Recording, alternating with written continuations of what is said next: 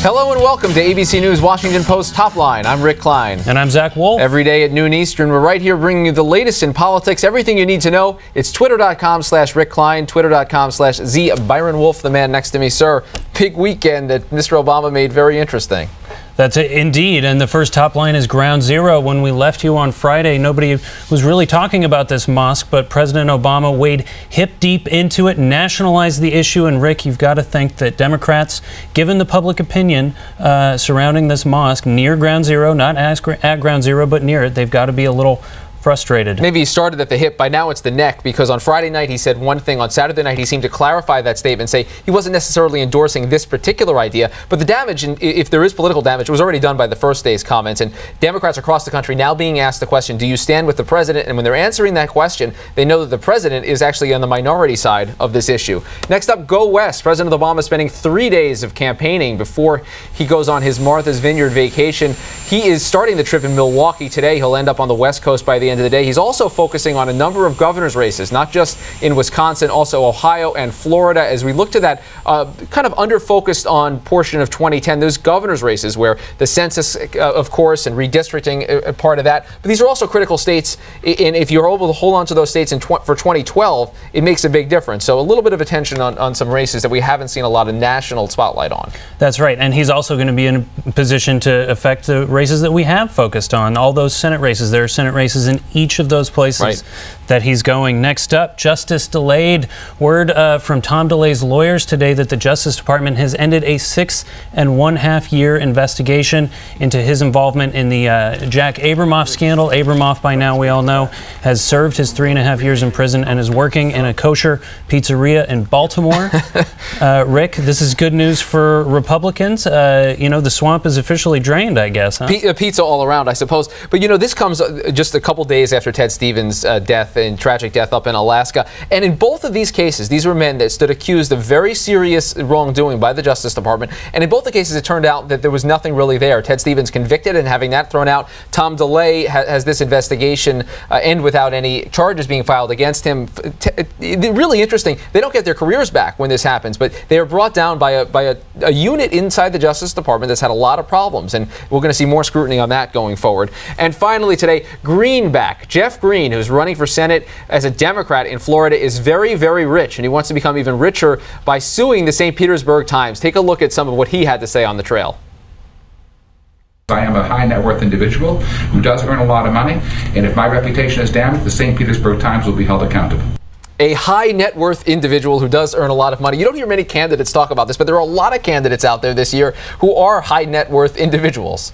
And if you read the St. Petersburg coverage of Mr. Green, it is riveting. His the best man at his wedding was Mike Tyson. There are some interesting stories about what was going on in his boat in Ibiza in years past. This is really interesting. And President Obama will be down in Florida injecting himself into that Senate race this week. Kendrick Meek, we think, will have some sort of speaking role in President Obama's fundraiser down right, and that primary just a week away right now. We begin today's discussion with a interesting new website that's launching this week. John Phillips, the CEO of Aristotle Data, and the new site fundrace.org takes things a little bit further than we've seen before in terms of aggregating campaign finance data. So the difference is that your site takes not just federal data but also state and local data, and it's all in one place?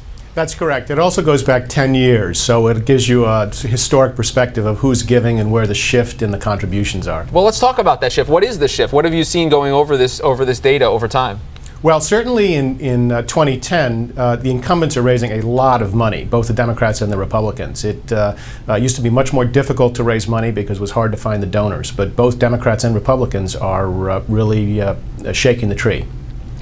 You know, there's been a lot of new transparency in recent years with your site and with Open Secrets. Do you think that having these online disclosure databases is affecting who gives money in presidential races and state races, any race? You know, it doesn't seem to have any effect. I mean, some people would rather their contributions remain confidential. In a democracy, we value transparency, and you really can't have people secretly shoveling cash into politics. So I don't think it's had a big effect. In the interest of transparency and nothing else at all, we went through some of the disclosure forms and some of the numbers you put together and found some big names that have given significant amounts of money. One name I never associated really with politics, Madonna, $135,000 in donations, all to Democrats, it appears. You don't see her or hear her playing major political roles, but clearly she's got her politics and she puts her money up.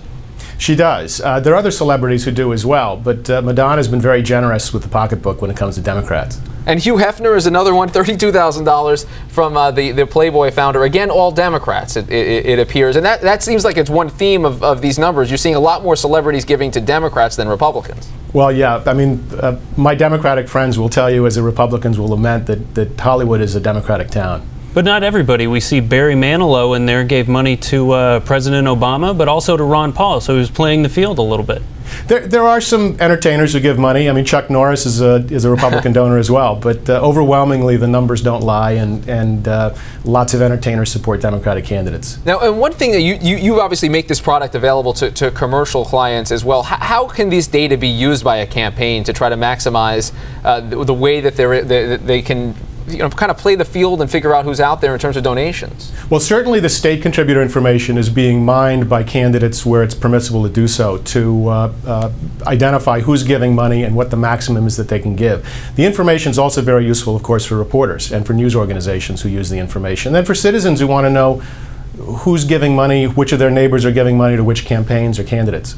Now, of course, we had the Citizens United case decision this year, and that, if you listen to Democrats, is going to open the floodgates for a whole host of new corporate spending. Are we going to be able to find that kind of spending too? Well, you know, there's always a perceived crisis when it comes to the various rulings and the laws that get passed. The fact of the matter is that if you're giving money, it's pretty much public information at this point, and voters are intelligent enough to make up their minds in terms of who they want to support without an endorsement or an implied endorsement from someone like Madonna.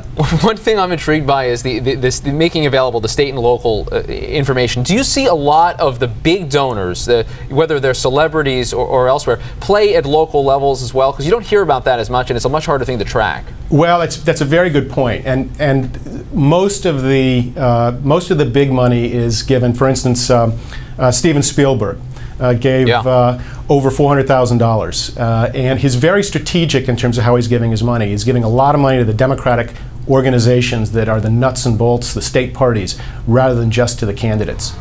All right, John Phillips, CEO of Aristotle. The new site launches on Wednesday, I believe, right? Fundraise.org. That's correct. All right, Fundraise.org, a joint project with the Huffington Post. Thanks for being here. Appreciate it. An interesting new product. I remember talking once to the chairman of the Nebraska Democratic Party saying, God, if only Warren Buffett would play in some state legislative races, we could get a lot done. He plays both sides of the field, too. He does indeed. He does indeed.